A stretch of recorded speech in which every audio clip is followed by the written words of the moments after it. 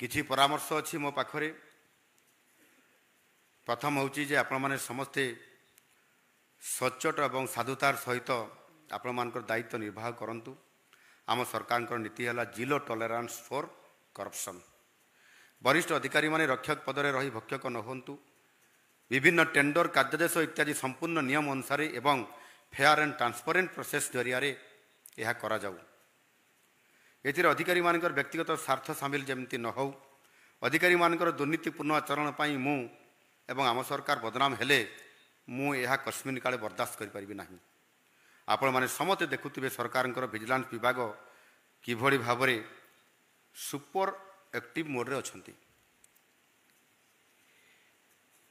चतुर्थ श्रेणी कर्मचारी ठारू आरंभ करी आईएएस अफिसर स्तरीय पर्यंत जदि केही दुर्नीति करुथिबे समस्तक पई संज्ञा केवल गोटिए अछि, ताहा होची तांकू सेतिरे गणा जीव दुर्नीतिखोर अधिकारी। ए दुर्नीतिखोर अधिकारी एनु मते भी दुख लगे ए कथा कहिबा पई। मोर कहिबार आवश्यकता नाही, किंतु बाध्य होउची एथि पई जे यूपीएससी ओपीएससी रे भलो रैंक रखी सफलता पाइतिबा अधिकारी माने इति कम बयस रे किपरि दुर्नीतिखोर होई जाउछंती। थरे जदि कैरियर रे कला दाग लागिबो तार परिणाम कोन आपण माने समस्त जानि छंती। ता परे भी अनेक अधिकारी तारि ऊपर हाथ मारि दउछंती। तेणु आपण माने समस्त दुर्नीतिर छाई ठारू दूर रे रहिबा सहित निज जिले में कार्यरत दुर्नीतिखोर अधिकारी विरुद्ध में कार्यानुष्ठान ग्रहण करिबारे आपंक पाखरे अपार क्षमता अच्छी। ताकू व्यवहार करंतु एवं सबु स्तर में दुर्नीतिमुक्त स्वच्छ शासन देवाई आपण माने प्रयास जारी रखंतु। द्वितीय परामर्श होउची field visit. Seeing is believing. देखिले ही विश्वास हम। तेणु मु सबु जिलापाल और अन्य ब्लॉक स्तर में कि तहसील स्तर में कार्यरत अधिकारी मान को मु परामर्श देवी प्रति मासरे किछि दिन फील्ड विजिट करंतु।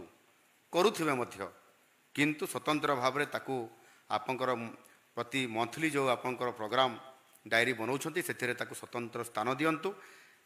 सेथिरे रूपरेख कौन किभଳି भाव में चली। 2 दिन तले मु एबे देखुतली, गतकाली मु टीवी रे देखुतली नवरंगपुर जिल्लार नंदाहांडी ब्लॉक। ए नंदाहांडी ब्लॉक रो बीडीओ को क्षीरचंद्र साहू हतागढ़ ग्राम को से जाइथिले। 2023 रे पहाड़ ऊपर थिबा एक छोट ग्राम को से जाइथिले किछि विकासमूलक कार्यक्रम पाई आ सेठी आदेश भी देइथिले। 23 पर 24 गला 25 रो गत 2 दिन पूर्व ये न्यूज आसिला। पुणी थे यही मसरे से पादरे चली चली जाई निजे जो हेइथिबा जो काम को ताकू कार्य समीक्षा करने से जाइथिले। निजे चली चली 3.5 किलोमीटर गले एवं सेथिरे मध्य गोटे डायरिया होता गोटे शिशु को से देखा पाइले। सेथिरे तुरंत से खबर करी रोगाक्रांत शिशु को निज 2 हाथ में ताकू धरी नहीं कि आम्बुलांस रे बसईकरी ताकू पुणी ट्रिटमेंट करने नहीं गले। तो ये भाया फील्ड विजिट रो ये हूँ आम बड़ अपॉर्चुनिटी आ बड़ आमर ये हूँ गोटे हूँ परफॉर्मेंस। ये हूँ आउटस्टैंडिंग परफॉर्मेंस। एणुक जदि आम निजे जीवा निजे एभली एवं आप देखिथे गत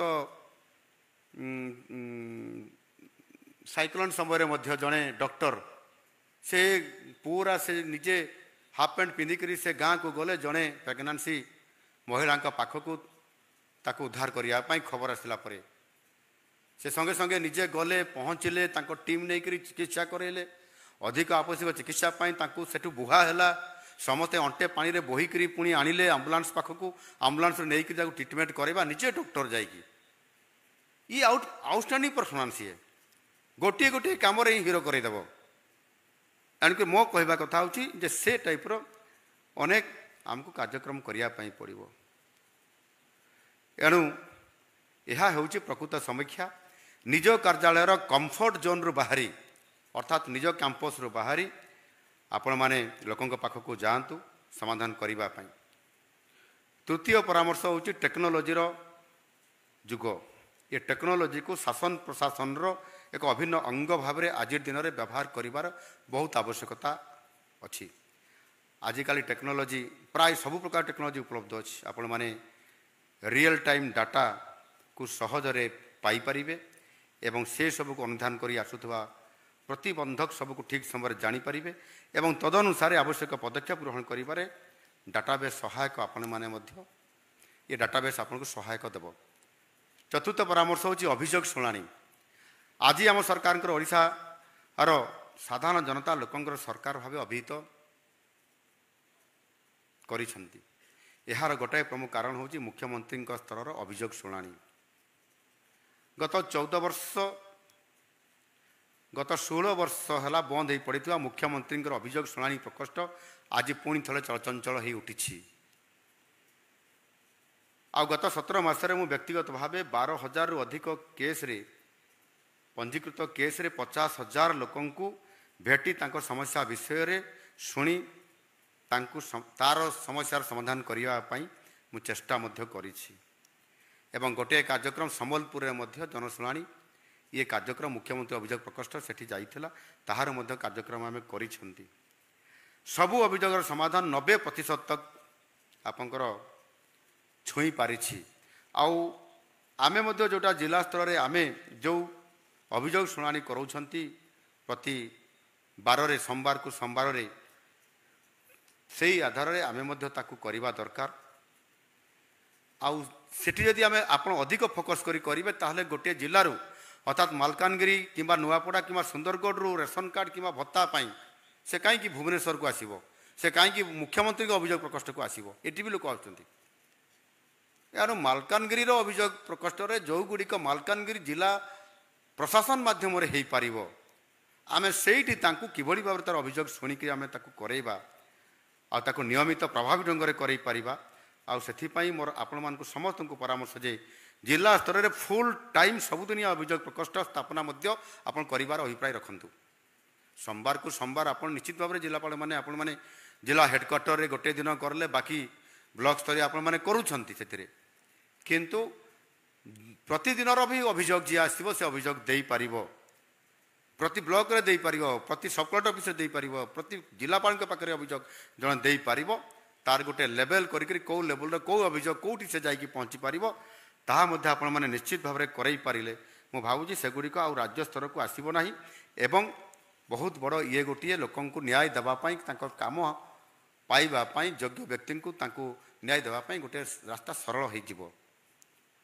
ପଞ୍ଚମ ପରାମର୍ଶ ହେଉଛି ଓଡ଼ିଆ ଅସ୍ମିତାର ସୁରକ୍ଷା ପ୍ରଚାର ପ୍ରସାର ସୁରକ୍ଷା ଏବଂ ପ୍ରସାର ଆମ ଏକର ମୁଖ୍ୟ ସଂକଳ୍ପ ଇଏ ଅଛି। ପ୍ରଶାସନିକ ସ୍ତରରେ ଓଡ଼ିଆ ଭାଷାର ବ୍ୟବହାର ଅତି ଗୁରୁତ୍ୱପୂର୍ଣ୍ଣ। ବ୍ୟକ୍ତିଗତ ହେଉ ବା ସାମୂହିକ ସାଧାରଣ ଜନତାଙ୍କର ଉଦ୍ଦେଶ୍ୟରେ ଯାଉଥିବା ସବୁ ସୂଚନା ଓଡ଼ିଆ ଭାଷାରେ ହେବା ଅତ୍ୟନ୍ତ ଜରୁରୀ ଅଟେ। ଓଡ଼ିଆ ଭାଷା ସାହିତ୍ୟ ସଂସ୍କୃତିର ପ୍ରଚାର ପ୍ରସାର ପାଇଁ ଜିଲ୍ଲା ସ୍ତରରେ ଅଧିକ ଉଦ୍ୟମ ହେବା ମଧ୍ୟ ଆବଶ୍ୟକତା ଅଛି। ମୁଁ ଆଜି ବି ଦେଖୁଥିଲି ଅନେକ ଜିଲ୍ଲାରେ ୱେବସାଇଟ୍ ସମ୍ପୂର୍ଣ୍ଣ ରୂପେ ଓଡ଼ିଆରେ ସମସ୍ତ ସୂଚନା ଆପଣମାନେ ଦେଉନାହାନ୍ତି, କିଛି ଦେଉଛନ୍ତି, କିଛି ଇଂରାଜୀରେ ବି ଦେଉଛନ୍ତି। ଜିଲ୍ଲା ଏବଂ ବ୍ଲକ ସ୍ତରରେ ଅଧିକାଂଶ ଲୋକଙ୍କର ଭାଷା ହେଉଛି ଏକମାତ୍ର ଭାଷା ହେଉଛି ଓଡ଼ିଆ। ତେଣୁ ସମସ୍ତେ ଚେଷ୍ଟା କରିବା ଉଚିତ ସରକାରୀ ନଥିପତ୍ର ନୋଟିସ୍ ବିବରଣୀ ବିଜ୍ଞାପନ ସବୁ ଓଡ଼ିଆ ଭାଷାରେ ହେବା ବହୁତ ଜରୁରୀ ଅଟେ ଆଉ ତାକୁ ଆପଣମାନେ ସୁନିଶ୍ଚିତ କରନ୍ତୁ। ପଞ୍ଚମ ପରାମର୍ଶ ହେଉଛି ସାମାଜିକ ଗଣମାଧ୍ୟମ ବା ସୋସିଆଲ ମିଡ଼ିଆର ଇଏ ହେଉଛି ଯୁଗ। ଆଜି ଘରେ ଘରେ ପ୍ରାୟ ସମସ୍ତେ ସୋସିଆଲ ମିଡ଼ିଆ ବହୁଳ ଭାବେ ବ୍ୟବହାର କରୁଛନ୍ତି। ଏହି ପରିପ୍ରେକ୍ଷୀରେ ସମସ୍ତ ଜିଲ୍ଲାପାଳ ତଥା ଜିଲ୍ଲାସ୍ତରୀୟ ବିଭାଗୀୟ ଅଧିକାରୀମାନେ ସୋସିଆଲ ମିଡ଼ିଆକୁ ବ୍ୟବହାର କରି ନିଜ ଜିଲ୍ଲାର କାର୍ଯ୍ୟକାରୀ ହେଉଥିବା ବିଭିନ୍ନ ସରକାରୀ ଯୋଜନା ସମ୍ବନ୍ଧୀୟ ସୂଚନା ରାଜ୍ୟ ସରକାରଙ୍କର କାର୍ଯ୍ୟକ୍ରମ ବିଷୟରେ ପ୍ରଚାର ପ୍ରସାର ଆପଣମାନେ କରୁଥିବେ, କିନ୍ତୁ ତାକୁ ବ୍ୟାପକ ଭାବରେ କରିବାର ଆବଶ୍ୟକତା ଅଛି। ସରକାର ଏବଂ ଲୋକଙ୍କ ମଧ୍ୟରେ ସେତୁ ପରି ଏ କାର୍ଯ୍ୟକ୍ରମର ଇଏ ସୂଚନା ଆପଣମାନେ କରେଇ ପାରିବେ। ସୋସିଆଲ ମିଡ଼ିଆ ବ୍ୟବହାର କରି ଯେପରି ଅଧିକରୁ ଅଧିକ ଲୋକଙ୍କ ପାଖରେ ପହଞ୍ଚି ପାରିବ ସେ ଦିଗରେ ଆପଣମାନେ ନିହାତି ଦୃଷ୍ଟି ଦେବାର ଆବଶ୍ୟକତା ଅଛି। ଷଷ୍ଠ ପରାମର୍ଶ ହେଉଛି ସରକାରୀ କାର୍ଯ୍ୟାଳୟକୁ ଆସୁଥିବା ନିର୍ବାଚିତ ପ୍ରତିନିଧିଙ୍କୁ ତୁରନ୍ତ ଆପଣମାନେ ସମ୍ମାନ ପ୍ରଦର୍ଶନ କରିବା। ଗତ ସରକାର ଅମଳରେ ମୁଁ ଏହାର ଭକ୍ତଭୋଗୀ ଅଛି। କେମିତି ସେ IIC ମୋତେ ଗେଟ୍ ଆଉଟ୍ କହିଲେ ଏବଂ ଆହୁରି ଅନେକ ଉଦାହରଣ ଅଛି। ମୁଁ ସେ ପୁରୁଣା ଉଦାହରଣକୁ ଆଉ ଦେବା ପାଇଁ ମୁଁ ଚାହୁଁନାହିଁ। ଏବଂ ମୋତେ ଜଣେ ଆମ ଜିଲ୍ଲାପାଳ ବି ମୋତେ ଆରେଷ୍ଟ କରିବା ପାଇଁ କହୁଥିଲେ। ତାର କୌଣସି ଯଥାର୍ଥତା ନଥିଲା। ତ ଏ ପ୍ରକାରର ମନୋଭାବ ଆମ ସରକାରରେ ଲୋକଙ୍କ ସରକାରରେ ରହିବା ଆଦୌ ଉଚିତ ନୁହଁ। ଯେକୌଣସି ଲୋକ ପ୍ରତିନିଧି ନିର୍ବାଚିତ ପ୍ରତିନିଧି ଯେ ଆସିବେ, ୱାର୍ଡ଼ ମେମ୍ବର ବି ଆସୁ, ସେତିକି ସମ୍ମାନ ଦେବାର ଆବଶ୍ୟକତା ଅଛି ଯେତିକି ଆପଣ ବିଧାୟକକୁ ସାଂସଦକୁ ଦେବେ। ଜଣେ ୱାର୍ଡ଼ ମେମ୍ବର ଆସିଲା ତାକୁ ସିଟ୍ରେ ବସାନ୍ତୁ, ଜିଲ୍ଲାପାଳମାନେ ବି ବସାନ୍ତୁ, ବିଡ଼ିଓ ମାନେ ବି ବସାନ୍ତୁ, ସବ୍ କଲେକ୍ଟର ବସାନ୍ତୁ, ଆଉ ବିଡ଼ିଓ ତହସିଲଦାର ସମସ୍ତେ ବସାନ୍ତୁ। ସମ୍ମାନ ଅନ୍ତତଃ ଆଗେ ଦିଅନ୍ତୁ। ଦଳମତ ନିର୍ବିଶେଷରେ ସେଥିରେ ସମସ୍ତଙ୍କୁ ଆପଣମାନେ ବସାନ୍ତୁ, ଆଉ ତାଙ୍କୁ ଆବଶ୍ୟକ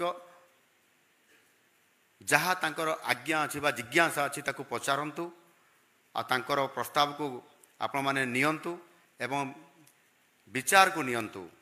ମୁଁ କହୁନାହିଁ ଯେ ତାଙ୍କ ସବୁ ପ୍ରସ୍ତାବ ଆପଣ କାର୍ଯ୍ୟକାରୀ କରାଇବେ, ଯାହା ହେବା ଯୋଗ୍ୟ ଅଛି ତାକୁ କରାନ୍ତୁ, ଯାହା ନ ହୋଇପାରିବ ତାକୁ ଆପଣମାନେ ବିଭିନ୍ନ ପ୍ରକାର ଟ୍ରିକ୍ସ ଲଗେଇକରି ଆପଣମାନେ ତାଙ୍କୁ ସେହି ଅନୁସାରେ ପରାମର୍ଶ ଆପଣମାନେ ଦେଇପାରିବେ। ଆଉ ଏ ସମ୍ମାନ ଜଣାଇବା ଆଉ ସୌଜନ୍ୟମୂଳକ ଅଭିବାଦନ ଜଣାଇବା, ଏହାଦ୍ୱାରା ସେ ନିଶ୍ଚିତ ଭାବରେ ତାର କାମ ନହେଲେ ମଧ୍ୟ ସେ କହିବ ଯେ ଜିଲ୍ଲାପାଳ ବହୁତ ଭଲ, ସମ୍ମାନ ଭଲ ଦିଅନ୍ତି, ବିଡ଼ିଓ ଭଲ ସମ୍ମାନ ଦିଅନ୍ତି, ଚେୟାରରେ ବସିବା ପାଇଁ କହନ୍ତି। ମୁଁ ଜଣେ ୱାର୍ଡ଼ ମେମ୍ବର ହେଲା ପରେ ମଧ୍ୟ ମୋତେ ବିଡ଼ିଓ ମୋତେ ଆସନଟିଏ ଦେଲେ ବସିବା ପାଇଁ, ଚା ଟିକେ ଦେଲେ ପିଇବା ପାଇଁ, ପାଣି ଟିକେ ଦେଲେ, ଭଲ କଥା ହେଲେ, ଏ କଥାଟି ସେ ପ୍ରଚାର କରିବ। ଆଉ ସେଇଟା ହିଁ ଆମର ଆଉଟଷ୍ଟାଣ୍ଡିଂ ପରଫର୍ମାନ୍ସ। ତେଣୁ ମୁଁ ଆପଣମାନଙ୍କୁ ଏ ଯେଉଁ ପରାମର୍ଶ ମୁଁ ଯାହା ବି ଦେଇଛି ତାକୁ ମୁଁ ଭାବୁଛି ଯେ ଏହା ଆପଣମାନେ ଆହୁରି ଭଲ ଭାବରେ କାର୍ଯ୍ୟକାରୀ କରାଇବେ ବୋଲି। ଅନ୍ୟଥା ଏପରି ସାମାନ୍ୟ କଥାକୁ ନେଇକରି ବହୁ ସମୟରେ ବହୁତ ଅପ୍ରୀତିକର ପରିସ୍ଥିତି ମଧ୍ୟ ତିଆରି ହେଉଛି। ଆଉ ଏ କଥା ମୁଁ ମୋ ଉଦାହରଣ ମୋ ନିଜ ମାଧ୍ୟମରେ ଆପଣମାନଙ୍କୁ ଅନେକ ଥର ବି ମୁଁ ଦେଇସାରିଛି। ସପ୍ତମ ପରାମର୍ଶ ହେଉଛି ଯେ ଅନେକ କ୍ଷେତ୍ରରେ ମୁଁ ଦେଖିଛି ଯେ ବିଭିନ୍ନ ସରକାରୀ କାର୍ଯ୍ୟକୁ ରାଜ୍ୟ ସ୍ତରରେ ଆଉଟସୋର୍ସ କରି ଦିଆଯାଉଛି।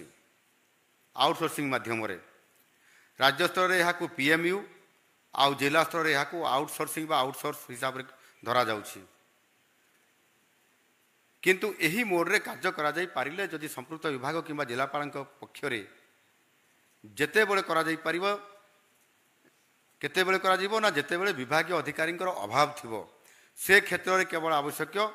ତେଣୁ ଏହାକୁ ଏଇ ଯେଉଁ ଅଭ୍ୟାସକୁ ରାଜ୍ୟ ସ୍ତର କିମ୍ବା ଜିଲ୍ଲା ସ୍ତରରେ ସମୀକ୍ଷା କରାଯାଉ, କେବଳ କେଉଁଠି ଅତ୍ୟନ୍ତ ଆବଶ୍ୟକ ଜାଗାରେ କେବଳ ଏହାକୁ ବ୍ୟବହାର କରାଯାଇପାରେ। ଅନ୍ୟଥା ଆମେ କିଭଳି ଭାବରେ ପରାମର୍ଶ ଦେବା ସରକାରକୁ ମଧ୍ୟ ତାହାର ଫିଲ୍ଅପ୍ କରିବା ପାଇଁ, ଆଉ ସେ ଆଧାରରେ ଆମକୁ ଏଇ ଯେଉଁ ଆଉଟସୋର୍ସିଂ ବା PMU ଏହାକୁ ଧୀରେ ଧୀରେ ଆମକୁ କମାଇବା ପାଇଁ ପଡ଼ିବ। ଅଷ୍ଟମ ପରାମର୍ଶ ହେଉଛି, ମୁଁ ଗତ ଜିଲ୍ଲାପାଳ ସମ୍ମିଳନୀରେ ବର୍ଷ ଧରି ଗାଦି ମାଡ଼ି ବସିଥିବା ଅଧିକାରୀ, ଅର୍ଥାତ୍ ଗୋଟିଏ ସିଟ୍ରେ 15 ବର୍ଷ 20 ବର୍ଷ 25 ବର୍ଷ ଧରିକରି ସେହି ସିଟ୍ରେ ହିଁ ମାଡ଼ି ବସୁଥିବା କିଛି ଅଧିକାରୀଙ୍କୁ ଚିହ୍ନଟ କରି ତୁରନ୍ତ ବଦଳି କରିବା ପାଇଁ ନିର୍ଦ୍ଦେଶ ମୁଁ ଦେଇଥିଲି। ମୁଁ ସଠିକ୍ ଭାବେ ଜାଣିନାହିଁ ଏହା କେତେ କାର୍ଯ୍ୟକାରୀ ହୋଇଛି। ତେଣୁ ମୁଁ ସବୁ ଜିଲ୍ଲାପାଳମାନଙ୍କୁ ପରାମର୍ଶ ଦେବି ଯେ ଏହି ଆର୍ଥିକ ବର୍ଷ ଶେଷ ସୁଦ୍ଧା ଏଭଳି ଅଧିକାରୀଙ୍କୁ ଚିହ୍ନଟ କରି ତୁରନ୍ତ ନିୟମ ଅନୁଯାୟୀ ବଦଳି କରନ୍ତୁ, ନହେଲେ ଆବଶ୍ୟକ ପଦକ୍ଷେପ ଦୃଢ଼ ପଦକ୍ଷେପ ନିଅନ୍ତୁ। ଆପଣମାନେ ଜାଣିଛନ୍ତି ଯେ ଆମ ସରକାର ମାନନୀୟ ପ୍ରଧାନମନ୍ତ୍ରୀଙ୍କର ମନ୍ତ୍ର ସବକା ସାଥ ସବକା ବିକାଶ, ସବକା ବିଶ୍ୱାସ ସବକା ପ୍ରୟାସ ମନ୍ତ୍ରରେ ରାଜ୍ୟର କଲ୍ୟାଣ ପାଇଁ ଡବଲ ଇଞ୍ଜିନ୍ ସରକାର ହିସାବରେ ଆଜି ନିୟମିତ ଭାବରେ କାମ କରୁଛନ୍ତି। ଏଥିପାଇଁ ବିଭିନ୍ନ ଉନ୍ନୟନମୂଳକ କାର୍ଯ୍ୟ ସରକାର ପ୍ରଣୟନ କରିଛନ୍ତି ଏବଂ କରୁଛନ୍ତି। କିନ୍ତୁ ଯୋଜନା ଯେତେ ଅଭିନବ ହେଲେ ବି ଏହାର ପ୍ରକୃତ ସଫଳତା ଏହାର ଆନ୍ତରିକ ରୂପାୟନ ଉପରେ ହିଁ ନିର୍ଭର କରିଥାଏ। ତେଣୁ ମୁଁ ସମସ୍ତ ଅଧିକାରୀଙ୍କୁ ଅନୁରୋଧ କରୁଛି ଯେ ଲୋକଙ୍କର ସୁବିଧା ପାଇଁ ସମସ୍ତେ ସଚ୍ଚୋଟ କର୍ତ୍ତବ୍ୟନିଷ୍ଠ ହୁଅନ୍ତୁ ଏବଂ ଦିନରାତି ଅକ୍ଳାନ୍ତ ପରିଶ୍ରମ କରି ଯୋଜନାର ସଫଳ ରୂପାୟନ କରନ୍ତୁ। ଏହା ହିଁ ଆମ ସମସ୍ତଙ୍କର ହେବ ଆଉଟଷ୍ଟାଣ୍ଡିଂ ପରଫର୍ମାନ୍ସ। ମୋର ଜିଲ୍ଲାପାଳମାନଙ୍କୁ ଆଉ ଏକ ପରାମର୍ଶ, ଆପଣମାନେ ଲୋକମାନଙ୍କର ସହିତ ମିଶନ୍ତୁ। ସାଧାରଣ ଲୋକଟି ଆସିଲେ କିଛି ସମୟ ଦେଇ ଧୈର୍ଯ୍ୟର ସହ ତାଙ୍କ କଥା ଶୁଣନ୍ତୁ ଓ ତାଙ୍କ ସମସ୍ୟାର ସମାଧାନ ପାଇଁ ଚେଷ୍ଟା କରନ୍ତୁ। ଏହା ହିଁ ହେବ ଆମ ସୁଶାସନର ଭିତ୍ତିଭୂମି ବା ମୂଳଦୁଆ ବା ଇନଫ୍ରାଷ୍ଟ୍ରକ୍ଚର କୁହାଯାଇପାରିବ। ରାଜ୍ୟର ଶାସନ ମୁଖ୍ୟ ଭାବେ ମୁଁ ଆପଣ ସମସ୍ତଙ୍କୁ ପ୍ରତିଶ୍ରୁତି ଦେଉଛି ଯେ ସରକାର ଆପଣମାନଙ୍କ ସହିତ ସବୁବେଳେ ଛିଡ଼ା ହୋଇଛନ୍ତି। କିନ୍ତୁ ଏହା ବି ମନେ ରଖିବେ ଯେ ଅବହେଳା, ଦୁର୍ନୀତି ବା ଅପାରଗତାକୁ ମୁଁ କେବେ ହେଲେ ପ୍ରଶୟ ଦେବି ନାହିଁ। ଆମ୍ଭେମାନେ ଯିଏ ଯେଉଁ ପଦପଦବୀରେ ଥାଉ ନା କାହିଁକି, ଯେତେ ଜନସେବା ପାଇଁ ଉତ୍ସର୍ଗୀକୃତ ଏବଂ ଆମର କାର୍ଯ୍ୟକଳାପ ପାଇଁ ଆମେ ଜନତାଙ୍କର ପାଖରେ ଆମେ ସମସ୍ତେ ଉତ୍ତରଦାୟୀ। କେବଳ ଲୋକପ୍ରତିନିଧିମାନେ ନୁହନ୍ତି କିମ୍ବା ମନ୍ତ୍ରୀ ମୁଖ୍ୟମନ୍ତ୍ରୀ ନୁହନ୍ତି, ଆମେ ସମସ୍ତେ ତା'ର ଉତ୍ତରଦାୟୀ।